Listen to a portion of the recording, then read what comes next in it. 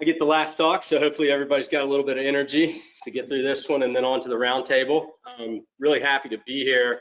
I'm Dave Bernstein. I'm the program manager at Geodynamics, and more specifically, I'm in charge of our task orders as a prime contractor for the Office of Coast Survey. So that's why I'm here, is to kind of illustrate, give you a little show and tell about the work we've done with Coast Survey in the Great Lakes over the past few years. Most recently, the Shipwreck Coast National Marine Sanctuary. And so I've got Russ here as well. He's going to speak at the end about that program.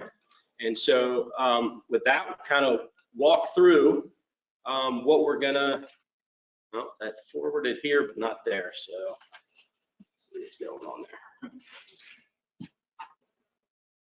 I have to get out of the mode or escape maybe.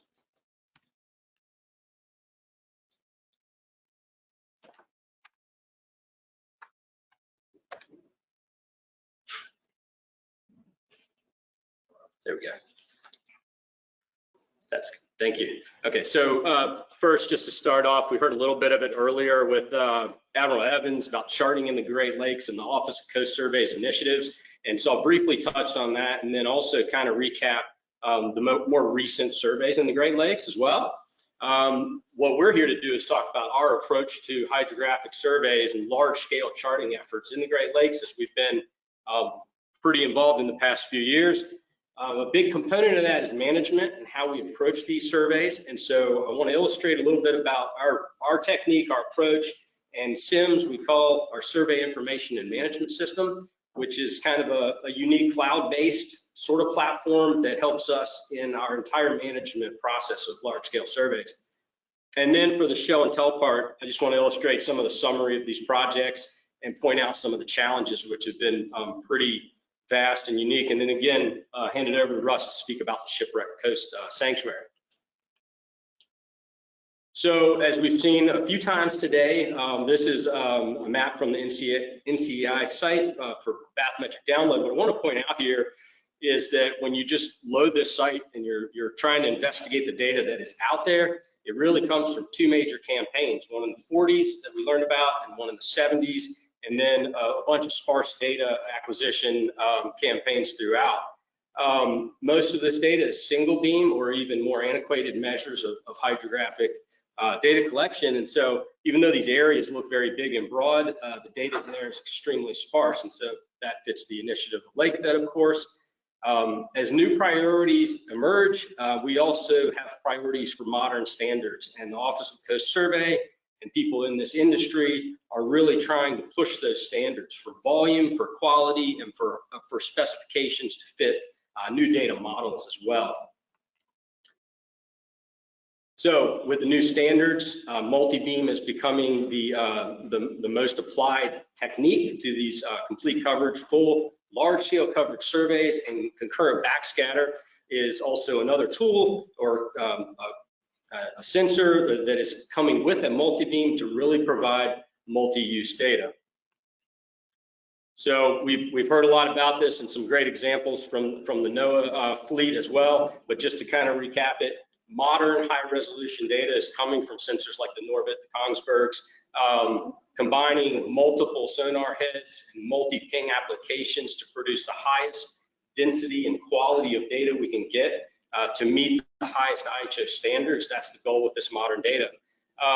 Another thing to add there is that positioning is drastically improved. So improved positioning is going to be something that is important as we inspect objects in the Great Lakes, features and things like that. And like we mentioned, backscatter. As we collect the backscatter, it's going to be really valuable. But what NOAA and some of the other constituents like INCOST that are doing is helping us as an industry and government organizations to kind of normalize what people are doing to a spec so that we can then take that data and apply it to future mapping efforts with a little more of a seamless application. And so, of course, as we talk about high resolution object detection, and not just looking at cultural resources and wrecks and obstructions, but the industry and the infrastructure that is part of the lakebed around us. So that one thing I didn't mention, you heard it a few more times, the mantra of map once, use many times. is certainly being applied to all these surveys in the Great Lakes we see. And it's really nice to see the collaboration here at this, Lakebed conference. So many people are excited about getting that data and getting it quickly too. So to give you an idea of kind of where we started, back in 2019, we supported our friends and colleagues at eTrack with a charting mission in the Straits of Mackinac. This was our first opportunity to work in the Great Lakes and really gave us a lot of insight to the challenges, the environment and the water in the Great Lakes and what that would mean as far as planning and executing surveys. Things like resources and logistics became pretty evident to us as well. Then flash forward 2 years or a year later, sorry, in the height of the pandemic, we received a task order to do approximately 300 square nautical miles in the vicinity of Chicago. That was very challenging, and so I'm going to talk a little bit about that one. And then this year, about a month ago, we just completed almost 700 square nautical miles in the Shipwreck Coast National Marine Sanctuary, or Western Lake Michigan project. So to talk about the survey approach a little bit, small scale projects are grossly different than large scale projects, and our approach to them needs to be a little different. So every step of this, from acquisition to processing to management, holds a lot of value and equal weight in how these are executed to make them successful and acquire so much data so quickly. So in acquisition, our foundation is really based on purpose-built vessels. So as you can see, the large vessel here, this is the RV Substantial, one of our larger endurance vessels. It is a very efficient vessel and highly capable, certainly in the Great Lakes. We augment that vessel with small launches similar to the NRTs. We operate a couple of catamaran hulls for 12-hour day ops that are more agile and can get in and out of more trickier shorelines and shallow waters. To make it really efficient, we standardize all our equipment and our workflows on the vessels with industry standard equipment, and we try to innovate a little more in our daily acquisition with applications, note-taking systems that really work all the way through the acquisition to processing life cycle so that we're not doing redundant steps. So then in processing, our processing measures are really driven by efficient and automated workflows. Now, to add to that, I will say highly talented people that understand specs of nautical charting, hydrographic science, data processing, and GIS. Which we'll talk more about the workforce that it takes to do that. But we integrate our standard applications like CARES HIPS, FMGT, and we try to improve the quality control at every step along the way so that we don't get to a point later where we look at a data set and say we need to go backwards. To add to that, these are high volumes of data. They're large surveys. Every survey is pushing well over 15 terabytes. And so that's on us to manage that. And so we invest highly in very good hardware so that this doesn't produce any bottlenecks for us. So then on the management side, this is something we've paid particular attention to over the years and really dedicated a lot more focus. These are large scale surveys, 20 to 30 people involved at a time, multiple vessels, logistics. So we operate our management throughout this whole process. And we've also developed some automation and some tools to really cut through the amount of spreadsheets we work with and logistical planning and things like that. I'm going to illustrate that. A big part of our management plan, though, is training and mentorship. And so I know the roundtable's coming up. We're very excited to talk with everybody here about that as well. So one of the systems that we've built that's a little bit different than some of the other cloud-based ideas you've heard, we call the SIMS, or Survey Information Management System. I'm going to just do kind of an overview. We've got a whole talk on this, and if you're interested in more about this, I'd be happy to share that. But essentially, we sat around one day talking about why we're producing so many more spreadsheets and doing so much more work to get to an end deliverable like a weekly progress report, or how is our planning becoming so desktop centric and we can't work collaboratively. So we put a few ideas together.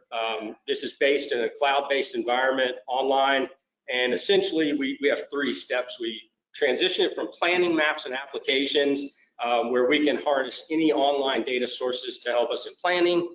We have some customized scripts for route planning, line planning, efficiency gains and losses during survey planning as well. So then as we move through the survey, we really started to realize that knowing where a large-scale survey is in real time is absolutely critical, especially with multiple assets going at one time, and not just knowing where they are to help guide that survey in challenging environments, but to really help that daily QC process get to a point where we're not waiting on the data to get through processing software to then look at, did it pass, did it fail, a certain criteria. So we've developed a series of online dashboards and tracking applications that essentially is harnessing real-time telemetry data from the vessel, and we're looking at it in real time, but then at the end of the day, we've also got an immediate QC package ready to go. So then to the reporting and deliverables, we're essentially taking the semi-automated products that come from tools like Charlene and Hydro Tools and Keras, taking some of their APIs and pulling them into our specialized geodatabase, running scripts on those and automatically generating our reports. So we're kind of cutting through the weeds there. So this is just an example, a screenshot. Again, I don't want to go too deep into this, but this just shows what it looks like in real time. You see the vessel here is tracking, and this just shows an example of pulling heave, pitch, and roll off the vessel. We can pull anything that we deem QCable, right? So offline tracking, gap analysis, in geophysical, we can pull fish altitude, and essentially this data is coming in real time, but we also have it in a geodatabase system for the end of the day to look at this as a QC measure. So it's very valuable to get that initial QC idea so the processors know what they're getting their hands on right away. This is the example of automated reporting. Many of us know what dashboards are these days, certainly after the pandemic, right? And we decided to take this idea that our survey metrics are populated every day. We should put them in a dashboard, and then we should just automate the report instead of putting in a GIS hands and continuing this really ancient workflow of getting to a report. And so this is very valuable. It creates a lot of transparency between our group, with the coast survey, our stakeholders as well, and we've got a lot of great feedback there. Feature management is another part of this tool system that we're seeing develop rapidly. When we go out to document an aid of navigation or a potential obstruction or something in the way of our survey, we call it a survey note, right? The old method was take your photo or write your notes down. We developed some applications based on survey 1, 2, 3. It's an Esri application, but what we did was we decided to make it a little smarter. So at the end of the day, we need to report these in a schema or a data model like S57. And so we have that schema built into the application up front. So we're cutting through the weeds, and at the end of the day, we almost have our deliverable that we can QC really easily. All right, so now a little show and tell time. So the first survey we were prime contractor for was the Vicinity of Chicago, close to 300 square nautical miles, and we collected about 12,500 linear nautical miles. This was a relatively shallow survey from Lanal, or 3 meters, out to about 23 meters. And we approached this with a 4-boat operation, just due to the shallow nature and the amount of line miles. We really went after it. Now, at that time, the RV Substantial wasn't fully operational, so we wrestled with that a little bit. And one of the biggest things to note here was the sheer amount of features along a highly industrialized metropolitan shoreline. So here's the survey sheets. You can see that we were assigned. And this is the final coverage of that. One thing I want to point out, many people have talked about the culturally sensitive data that NOAA does get and that we as contractors do collect, is that this is an example of that as well. Once you get some data that is deemed culturally significant, it's out of our hands, it's into another route, I guess, or pipeline. And so one day it'll probably be out there. But I just wanted to kind of illustrate, A, as a contractor, that's not our part, and B, just some of the samples that we are approved to kind of illustrate and show you all. As we get to survey the Great Lakes, and a lot of us have a marine geology background. We're really fascinated by the landscapes down there. And so you can see some of this, these glacial deposits, getting to see where there's mobile sediments and rocks and boulders. Of course, shipwrecks. Everybody loves the shipwrecks, and there's just a lot of them out here, it appears. The other part is really the interesting part for us too, was identifying a lot of the infrastructure that is on the bottom that helps support, you know, the water resources and things like that. Some are older and not active and being used, and some are absolutely in use. So these are just some examples of that from the Vicinity of Chicago project. So can you guess what the biggest challenge was for this project? COVID. It was unbelievable to think of going into a large-scale hydrographic survey, and we weren't worried about data or equipment or any of that. So coordinating 30 people essentially in a COVID bubble actually really worked out. And we had some really great support from the city of Chicago. The mayor's office helped us kind of navigate through where to stage things and logistics. So we adapted to that. We worked through it. We, of course, had a few hiccups along the way. And then out of nowhere, too, the city became in a period of civil unrest. So for the first time in my career, we've ever stopped survey for safety, which was unique and just made it all safe and carried on. The next kind of big challenge was really just operating in a shallow, largely metropolitan industrial area. And as you can see from this image, this is actually when we started the survey.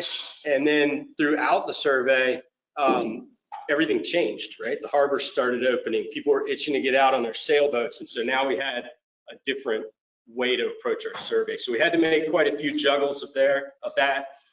And, you know, lastly was with the substantial, we got this boat acquired actually in the Great Lakes in February. Wanted to start the survey in May.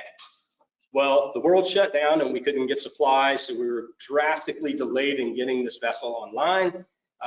Travel accommodations, all those things that came along with it were pretty problematic, but the vessel did get about 2 weeks on the project at the end, which is kind of a nice shakedown. Okay, so now on to our most recent project. This is the charting of the Western Lake Michigan project in the Shipwreck Coast National Marine Sanctuary. This was 9 sheets and a massive area, almost 700 square nautical miles. And so we had to have a more unique approach to get this project done in a right amount of time. So we relied heavily on the substantial. Since the Chicago project to now, we retrofitted the vessel. We put in-hull transducers in the bow, dual EM2040 compacts, and we also extended the stern of the vessel and added a seakeeper. And so this vessel experienced only about 3% downtime during this project to weather. And one of those times was merely from extremely strong storms that we just needed to get out of the way. So it operated 24 hours a day at very reduced weather downtime. It was just a very highly efficient vessel for the project on the Great Lakes. Like I mentioned, we augmented that with one of the small silver boats that did day ops and investigation type additions to the project. The photo in the bottom, this is an example of our local data office. So in this project, we did something a little different. We started experimenting with getting the data off immediately.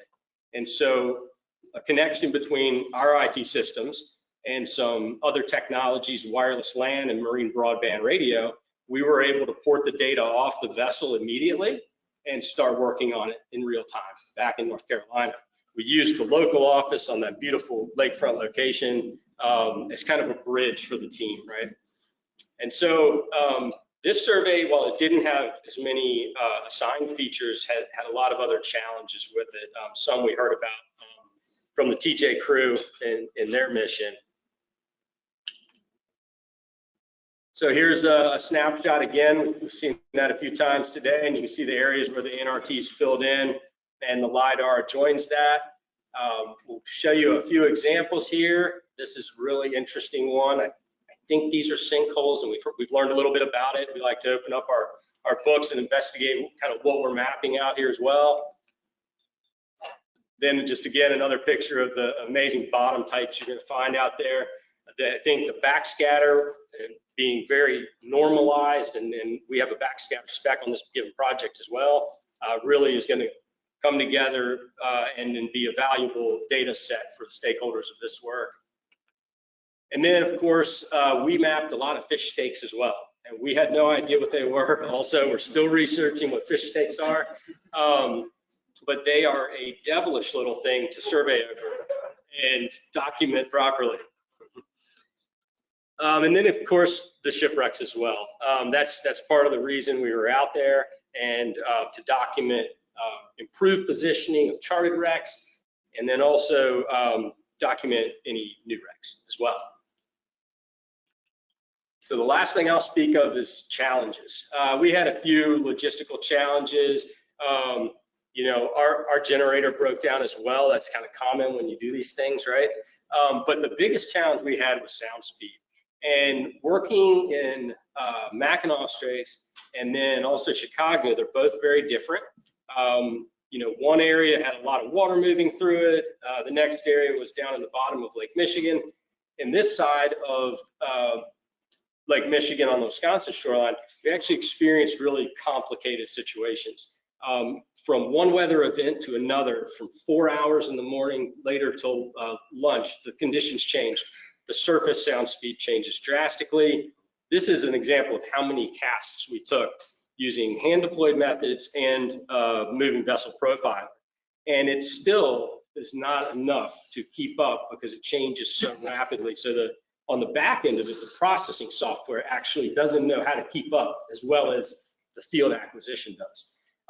So here's an example of all the substantials casts in one sheet. And you can't read it very well, I apologize, but that's about a 50 meter per second range in sound speed. The problem was you didn't know exactly when that was going to change. And so we feel like there was some upwelling that made that even more complicated in the area. And again, there's the RV Benthos, the silver boat in the shallower water. Just rather chaotic sound speed and really tough to deal with. So we ended up recollecting data. We're doing a lot more cleaning of the data. But as you see in the bottom, we were left scratching our heads a little on some sound speed, and how to best manage was one of the biggest challenges there. All right, so I will turn it over to Russ here now to talk about the Wisconsin Shipwreck Coast. Thanks, man. Appreciate it. Well, Dave was the last speaker of the day. I have the coveted position of being the speaker that comes after the last speaker of the day. So that's rough. And to be honest with you, I was just going to share a couple of ways that this survey in particular and others that the NRT has done in past years, and GLURL and NCOS, how we make use of it at the sanctuary, and a couple of really general ways for this talk. I think a lot of what I would have spoke about has been touched upon, and so I'll kind of quickly glide through these slides. I'm sure you've got the beverage of your choice already on your mind.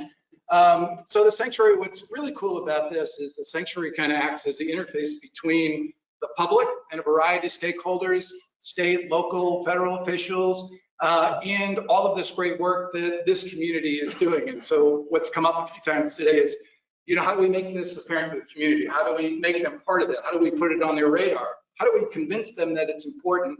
And that's part of what the role of the sanctuary is.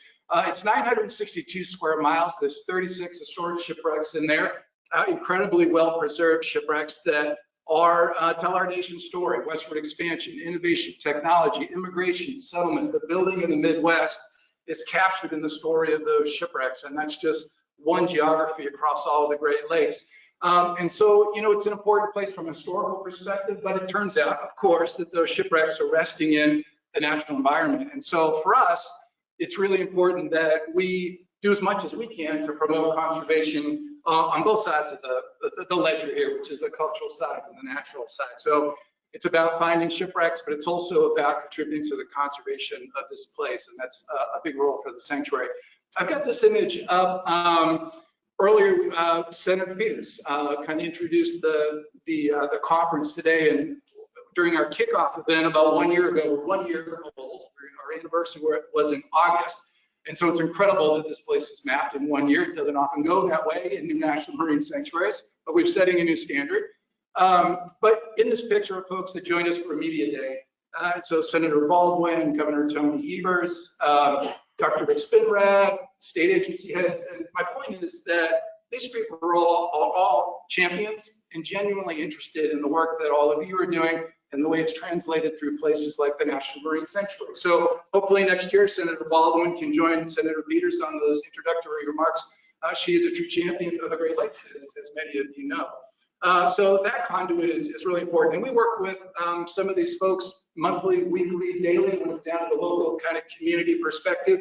And so in terms of translating the value of what we do, it's not just for this geography, it's for all of the Great Lakes. If we can do it here and make it meaningful and impactful and share those results and those impacts, that translates well for the rest of the 2030 Lakebed 2030 initiative. And apparently that's it. So yeah, let's see what we can do here. There we go. Yeah, so we're, this one's hard to see up there. It's a black and white image. As I mentioned, 36 historic shipwrecks, and those are the ones we know about. And so the ones we don't know about are the ones that really intrigue the public. And so that's a good way to get people engaged in lake fishing conservation. There's also a ton of archaeology and documentation to be done, and there's this kind of philosophical kind of dialogue about what do you do with these new finds? Like, when do you open them up to the public? What do you do with all this data? And I would share kind of a personal perspective is, I think, what does it mean to truly protect something? Do you not share it? Do you wall it off? Or do you do the best you can to create value around it and engage the public with it? And people will protect what they love and what's meaningful to them. So, how these roll out over time, it's going to take some time. And it's a good thing to figure out what we've actually got in the sanctuary for new finds. And we want to be really strategic about how we document those places and open to the public. But ultimately, wouldn't that be a great goal? That this is public bottomlands. We're co-managed with the state of Wisconsin.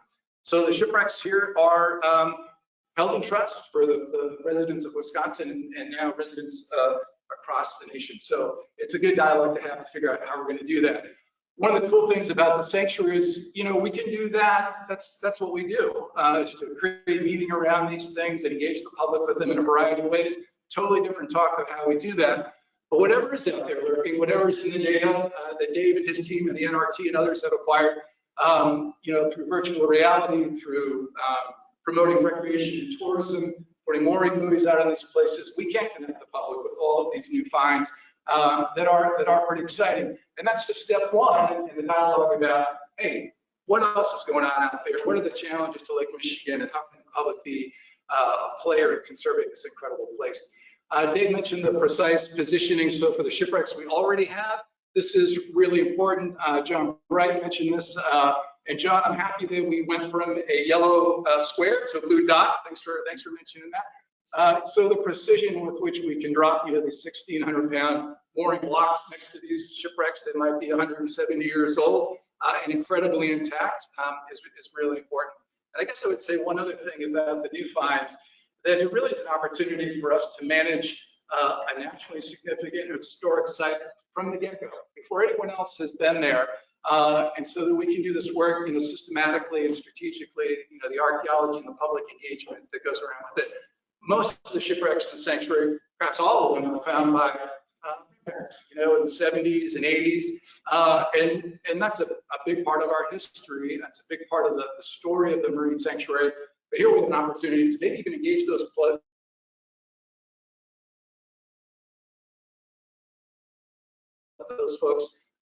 to map and understand these new sites that are going to be that are out there. It's just no doubt about it. And lucky you thought that it was it. I think there's one more here. There is, and this is the second half of the story for us. And this is the natural side and the habitat maps. And so we're 100% committed to doing everything we can do to be an accelerator, an aggregator, a squeaky wheel to pull the resources in to get this next leg of the journey done. Of course, the mapping is the foundation for that.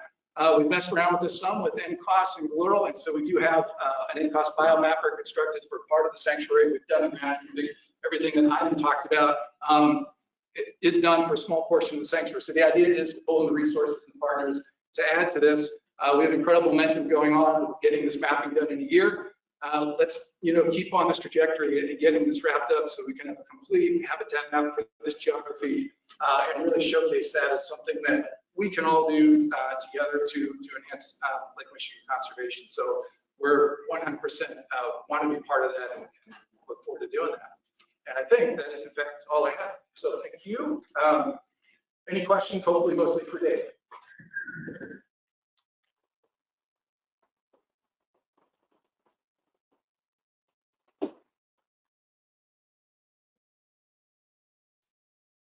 Answer any questions if you have them. Okay. Yeah, thanks, Dave.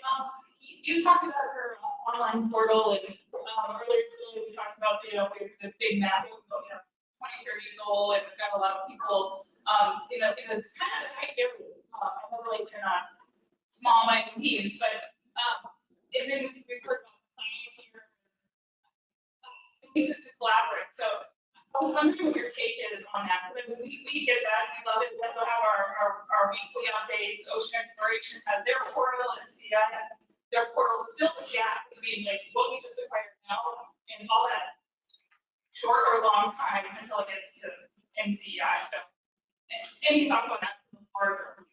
Yeah, I'm happy to speak to that one. I think when we started with our sort of online cloud-based initiative, we're a bunch of GIS geeks. We love that stuff. We go and we learn more about it. We've got some very sharp programmers. And so, our job is to manage surveys. And so we started using that as a tool to make things more efficient, save time, promote more effective data product iteration, things like that. And then it kind of dovetailed into what you can do in the field. So one of the things I think is really valuable is if you can roll out coordination between field units, working in some of these complex places.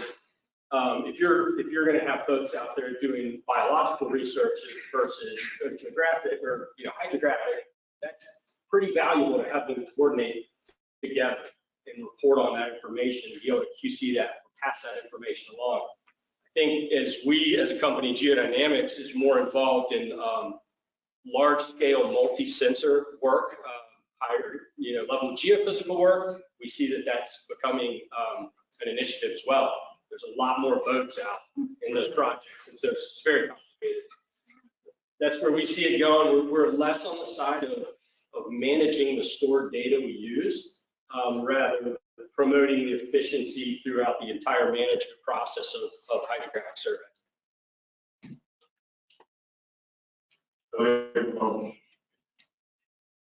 Thanks, Brian. You walk all like that. Just as somebody who's worked in the Great Lakes for a lot of years, I believe with those holes sticking in the water, they're called connet stakes. They're part of an ancient fishing contraption from roughly 1850, 1860. People started putting these out, and they would funnel the cod or whatever their lake fish into these net systems, and they would pull it. Yeah, there you go. And I've heard people, not that I've ever done it, run a side scan or wrap the cable around something like that. But that's what I believe that those are. Yeah, okay, that's great information. We speculated that nets at some point may be attached to them just to the nature of their orientation. Right, so. Thank you. Cultural resources. Other questions?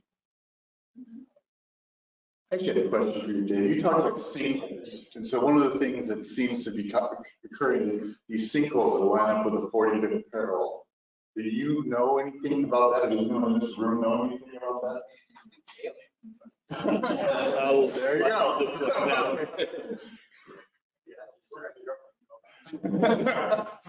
Any other legitimate questions? Other questions for Russ? Just one short, so I can just yell it. I think I heard you say you collected bottom samples, and you could tell me more about that. Yeah, absolutely. Part of our project instructions typically include bottom samples to look at ground truthing efforts with the backscatter, things like that. And so we did collect a handful of bottom samples, both on the Chicago task order and the Western Lake Michigan task order. It's around about anywhere from 10 to 20 samples. We do often reposition them based on the backscatter to make them more meaningful to everybody that's going to end up using that data. And one of the parts of the online applications that we're using that streamlined that process for our deliverable is actually letting the crew use that Esri application we developed on an iPad. They snap the photo of it, and then the S57 criteria is built into the app. So, they don't have to be a marine geologist on the vessel, and we also don't have to lose information that's valuable and documented at the back end. Other questions? I've got a quick plug to make, if that's okay. All right, myself and Chief Brianna Hillstrom, we're part of the National Certified Hydrographer Board. And so as we move into the roundtable, I wanted to point out that if any of the students or our industry professionals want to learn a little bit more about that, please reach out to us.